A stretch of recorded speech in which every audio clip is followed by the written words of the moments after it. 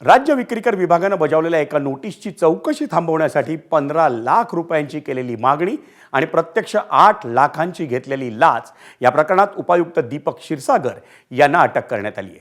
विक्रीकर विभागात सहाय्यक आयुक्त पदावर असताना त्यांनी ही लाच घेतल्याचं चौकशीत स्पष्ट झालंय। त्यामुळे दीपक क्षीरसागर यांच्यावर सीबीडी पोलीस ठाण्यात गुन्हा दाखल करण्यात आलाय। नवी मुंबई लाचलुचपत प्रतिबंधक विभागानं त्यांना माझगाव येथील विक्रीकर विभागातून आज ताब्यात घेतलं। कोकण भवन येथील विक्रीकर विभागात सहाय्यक आयुक्त पदावर असताना त्यांनी 8 लाख रुपयांची लाच घेतल्याचं चौकशीत समोर आलं होतं। नवी मुंबई लाचलुचपत प्रतिबंधक विभागाचे पोलीस उपअधीक्षक धर्मराज सोनके यांच्याकडून त्यांची चौकशी सुरू होती।